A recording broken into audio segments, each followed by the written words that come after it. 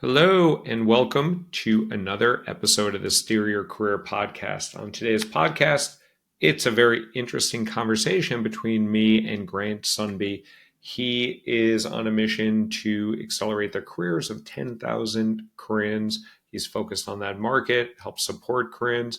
We'll talk about some of the unique aspects of the culture, the resume, and you will hear a new tip that I haven't heard of before about how candidates can better get their LinkedIn profile in tip-top shape just by being a little bit more self-aware. So listen to this episode. I think you'll really get a lot out of that tip. And if you are ever looking to own your career, if you're ever looking to get a better job quickly, confidently, and with lots more money, that's what we do best at Academic Careers. So go to our site at KADIMA careers.com or reach out to me on LinkedIn. I'm there all the time. And before we start this episode, the last reminder I have for you are just three little words: own your career. Hello, and welcome to another episode of the Steer Your Career podcast. Today, I'm really excited to have Grant Sundbye on the podcast. Grant and I met in another coaches group, and I was very impressed with Grant and his background and his niche specifically, where he is on a mission to help 10,000 Koreans get life-changing international jobs. And with that, I'd love to introduce Grant. Tell us a little bit more about yourself. Awesome. Appreciate the kind words there, Alan. Yeah, so I am one of those unconventional career coaches that doesn't really come from a hiring or recruiting background. After graduating university, I moved to Seoul, which is the capital city in South Korea.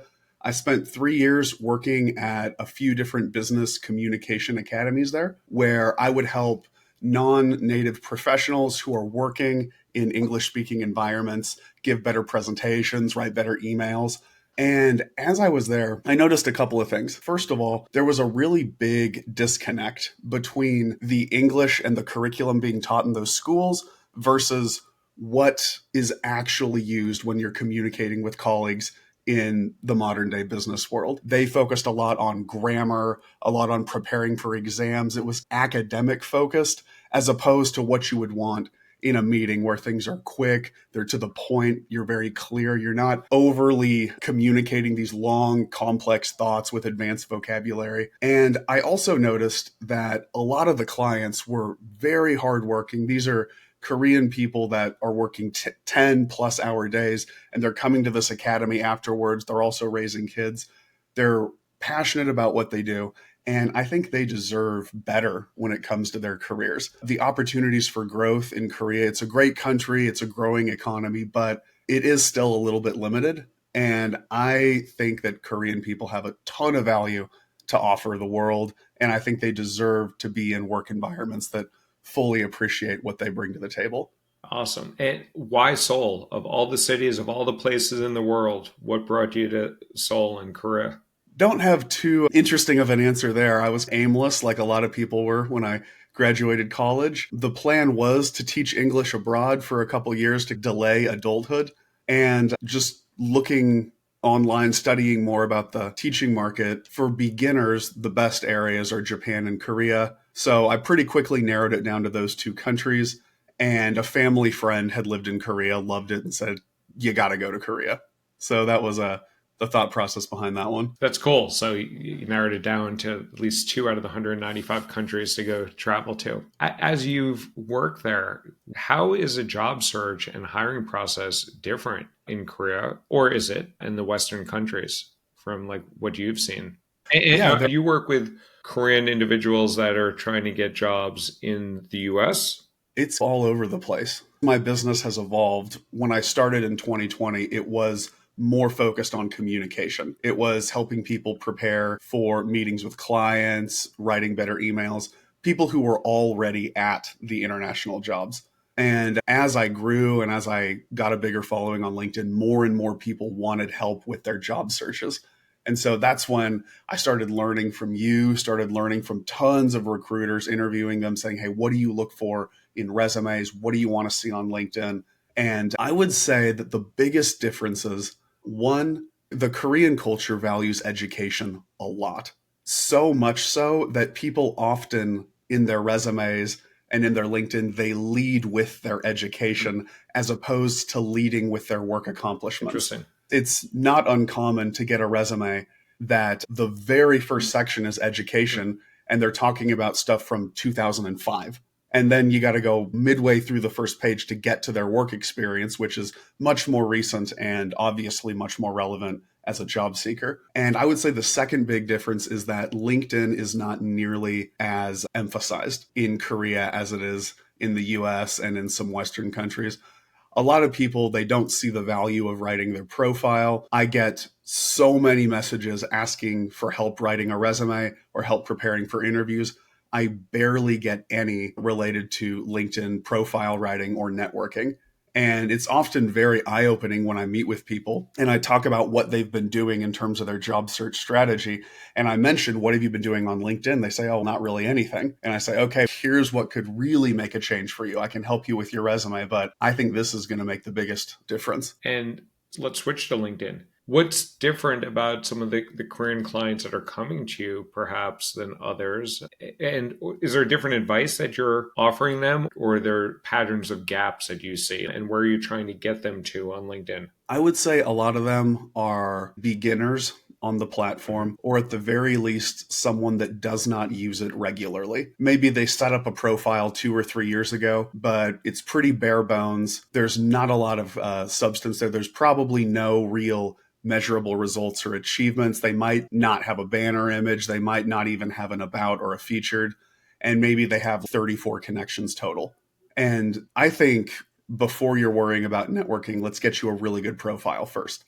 And so throughout my coaching program, the second step is LinkedIn profile writing. First, we just get clear on your goals, go through your career, define your selling points. And then before we worry about applying, before we worry about a resume, we get your LinkedIn profile looking really good, because that's going to lead to so much when it comes to both networking and even just having that profile link on your resume and it looks really professionally done. That can increase your interview chances even without any other changes. And that's putting profile link on your resume just so that people have that hyperlink right there to your resume. From Yeah. the resume to LinkedIn. Yeah. Yes. Yes. And what are some of those key tips and key suggestions that you have for your clients to make sure that they are like in that second week, like after they get their goals, the second step of getting their LinkedIn in shape?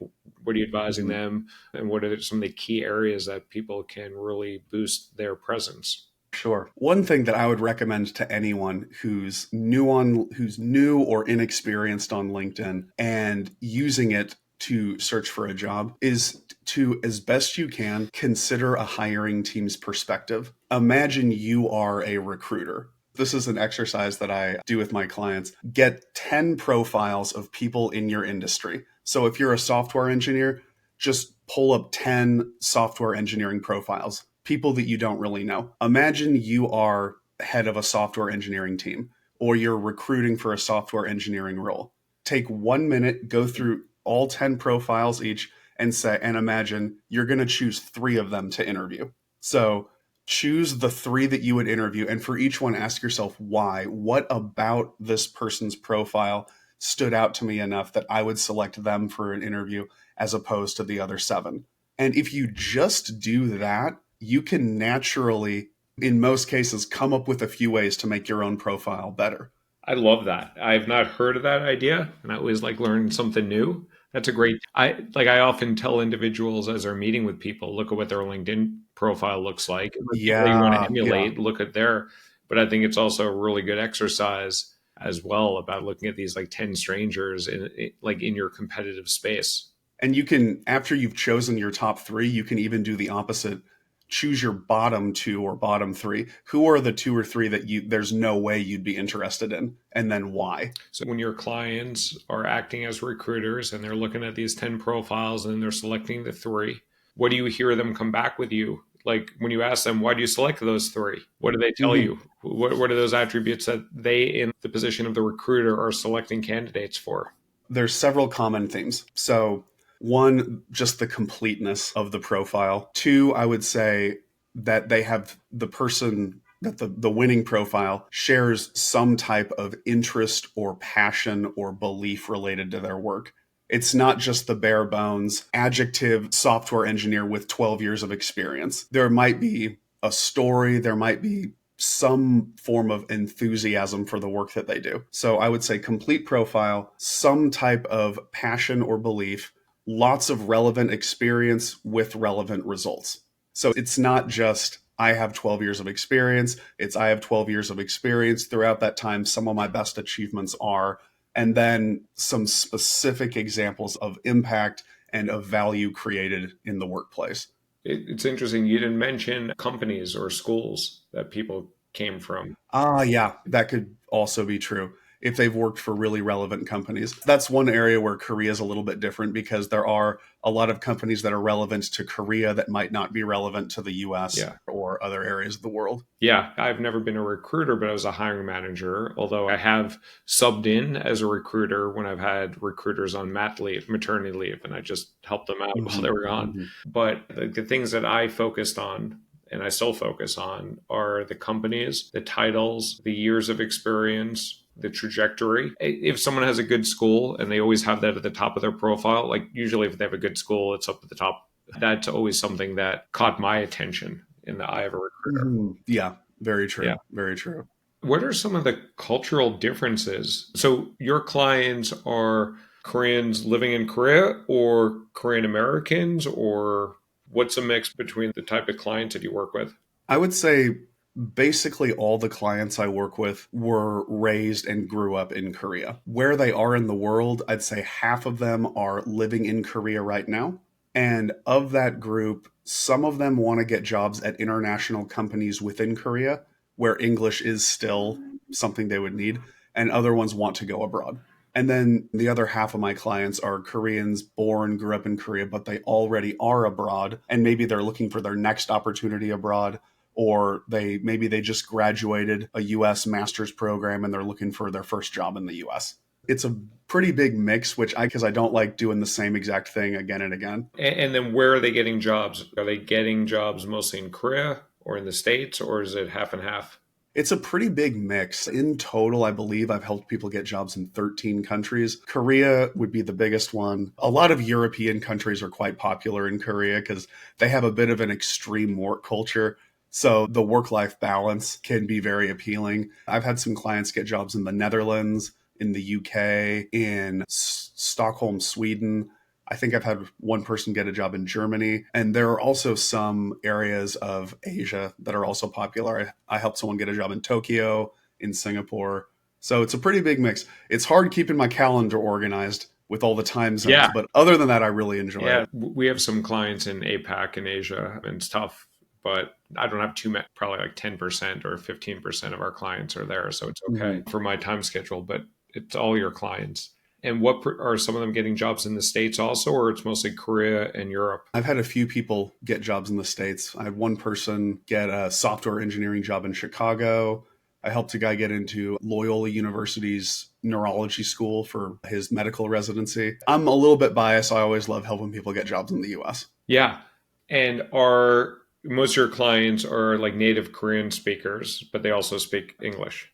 Correct. Yeah. They're at least at an intermediate level when it comes to English, good enough that they could work in an international environment. If they're too much of a beginner, I usually don't take them on because if I don't think your goals are realistic, I'm probably not the best person to work with. Yeah. So any reason why you chose to have your profile in English? I'm assuming you speak Korean, right? I actually don't. Oh, you don't? I spoke it at a very basic level while I was living in Korea like 8 years ago. My level has regressed significantly since then. I just know a few words, but I could barely form a sentence now. However, with the clientele I work with, they want something that's fully immersive in English. They're a little bit beyond the level of a bilingual coaching program. They want a native speaker because they want it to be totally authentic, and they don't really need the help translating from Korean to English. At multiple points considered learning Korean just to better understand the culture. But I don't think for my business that learning Korean would give me that much of an advantage. I didn't realize that. Interesting.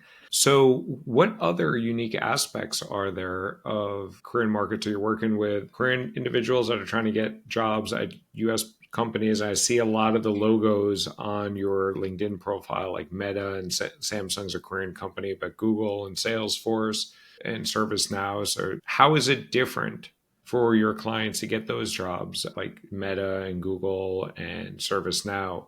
Or is it different at all? Are they getting the jobs in Seoul? Or are they getting those jobs in the States? It's a pretty big mix because a lot of those companies, they have presence in Seoul. In terms of the process of getting the job, we already talked about fronting with your education. But another thing I see is that a lot of people, they tend to undersell themselves because culturally, Korea is a culture that values being humble, being very modest. And if you're getting a job in the US, people want to know what makes you special. They really want to hear your accomplishments. And so I've often had people, when we're practicing interviews or when we're writing their LinkedIn profile, they talk a lot about their experience, but they don't really talk about the value that was created. Maybe if we're role playing, can you give me an example of a time that you provided amazing customer service?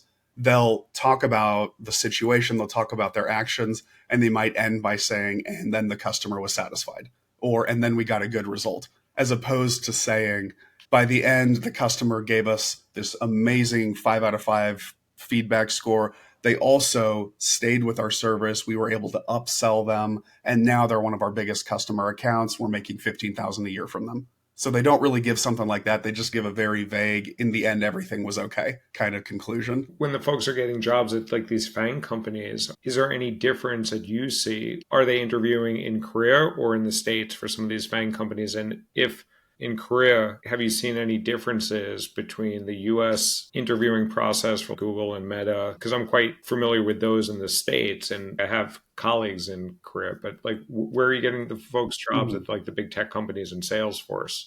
Mostly, I would say within Seoul.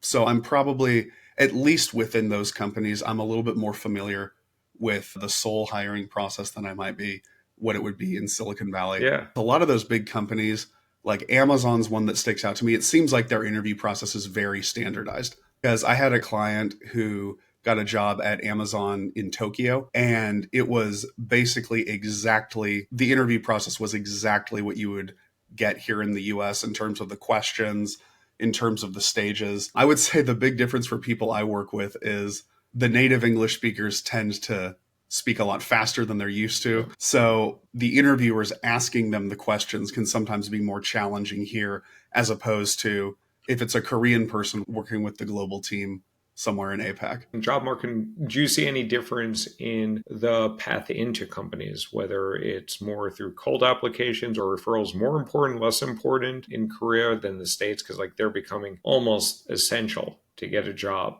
Like you can't just submit a Exactly. resume. Yeah. I'm curious how, because East Asian society is often more meritocracy and versus the States, which is more political. I don't know if it's just the States, Western Mhm. society. And there's like research that there's different beliefs in East Asia about more of a meritocracy. So I'm curious how applications Mhm. go Mhm. between cold versus referral, if there's any noticeable difference. I do agree with what you're saying. I think my clients in foreign countries, they have had a lot more success through networking, a get referrals, a warm approach. And a lot of my Korean clients within Korea, one, if they're in Korea, they already have an established network to some degree. And so sometimes they just naturally have those connections already built without us having to do anything, which can be really helpful. But for the Korean market, I would say cold applying is still the most common approach. I've met with Korean recruiters and I've also met with American recruiters, seeing the differences in how they screen resumes. It seems like within Korea, maybe it's because they don't have as large of an applicant pool. It seems like recruiters do actually spend more time looking at each individual resume. I think there is a better opportunity to get a good job in Korea just through cold applying, but that doesn't mean that networking can't still help you. Do you visit Korea a lot? I have not been back since I left at the very beginning of 2019. I keep telling myself I'll go back, thinking about my career more long term. If I decide this is really what I want to do, if I want to spend a majority of my career coaching Koreans to get jobs internationally, I do think there's a decent chance I would move back there. And should that happen, I would fully learn the language. For me, my clients come mainly from two places. Number one, LinkedIn, which is by far, in my opinion, the best way for any coach to find professional clients. But I also published a book in Korea in 2021 that it's not like a national bestseller or anything, but it did decent enough that it's built me some good authority. And I do get a good amount of people that sign up for consultations. And my first question is, where did you find me? I get a lot of people that said, I read your book or I bought your book. So those two are the most common avenues for me to find clients. What's the title of the book? I'd love to hear a little bit more about your book. Sure. Yeah, I got a copy of it down here. I wrote it in English. It was translated to Korean. So you don't even know if they translated you properly. That is true. I know some of the words, but I did have to trust the editors and the translators at the publishing company. This one, it's more based on business communication as opposed to job searching. After working with hundreds of clients, more and more I noticed that people make the same mistakes with specific sentences, with specific words. And so I started making a list of all the words and all of the phrases that are most commonly misused. And this book, it's just like a top 130 most common misused phrases, what they actually mean, and how to use them correctly. What's an example of one of those 130? A lot of people mix up ing and ed with adjectives. So rather than saying, yeah, I'm really excited to be with you, Alan, they say, I'm really exciting to be with you, Alan. Okay. Something like that. And so it explains, use ed when it's an emotion. It's how I feel excited in this moment. Use ing for the thing that causes you to have that emotion. So being on the show is exciting. I feel excited. Yeah. And then I'll give a few more examples with various other words: bored, boring, surprise, surprising. So yeah, it's a lot of that. Like, I'm so impressed that you've built this like successful business as a white dude. For people that are listening on the podcast, you're a white guy, right? And you don't speak Korean, and you've built such amazing trust and loyalty and attraction. That's so unique. Thank you so much. What do you think that's due to, and how it's impressive? First of all, I really appreciate that, Alan. Thank you. Yeah. Thank you, man. What do you think it's like due to? Like, how do you effectively get people's trust where you don't speak their language, you don't look like them, you don't live there right now? So that's amazing, like how you're doing that. Thank you so much. That's really nice to hear. I think it's a combination of a couple things. I might not speak their language, but I understand their problems and their goals. And something else that I think is important if you want to be a successful coach or a service provider, you need to understand their problems, but you also need to understand the problems with your competition. What are the other services not providing that you are? And in my case, so many of these academies, like I touched on a little bit earlier, they might give you the vocabulary, they might give you the grammar, but they can't really show you how to sell yourself in a resume. They can just edit it for you, but they can't actually make it better. And so one of the core beliefs with my business is that you need more than just an understanding of the English language to be successful in an international environment. You have to communicate in a way that stands out, that shows your passion, that is clear and easy for anyone to understand. And so I think a lot of Korean people resonate with that message because they're so used to the academies that are either just, here's how to fix this grammar mistake, or it might be just random small talk about what they did on the weekends, about their hobbies, stuff that isn't really going to help them in a business meeting with a client or in an interview with an international hiring manager. Cool. I've learned so much from you, Grant, and I love that tip that you gave about put yourself in the shoes of the recruiter. That's awesome. I'm going to take that one. I'll give you credit for that. Totally, Questions I have for you. Is there one more piece of sick career advice you have for our audience here? That's a hard one. Let me think. Maybe you can edit this out. Give me a moment. I do want to give a good answer. Okay. I'll give you something very specific. I'll go back and ask it again. Okay. Is there one last piece of sick career advice you'd like to share with our audience, Grant? Sure. This one is very specific, but it's something that I've noticed a lot of people don't do. Near the end of the interview, So let's say you're the interviewer, you're interviewing me. You've asked all your questions. Now it's my turn to ask my questions. I ask you a question about the company, about the work culture. You answer. I've noticed a lot of people, after you answer their question, they just say, okay, and then ask their next question. And so something that I tell my clients is when you get that answer, try to say something quick back that shows you were really listening, that acknowledges what they said and shows that you agree with it, because that's part of their last impression of you and you want it to be good. So if you ask them something about their sales approach and they give an answer that say, yeah, we give our sales reps a lot of freedom to develop their own strategy. We have some overarching guidelines for you to follow. Don't just say, okay. You can say, don't just say, Yeah. okay, say, I love that. I love that. I love trying new things, meeting with the customers, figuring out what really works for me and my sales approach. So that's awesome that you guys feel that way. Next question, and then move on to the next thing. I think it makes it good. Maybe it won't be the deciding factor, but it's just one thing that can make a better final impression of you. And it's not something that I've heard other people talk about. Yeah, those questions at the end, we always teach our clients to have three at the ready, like always have at least three.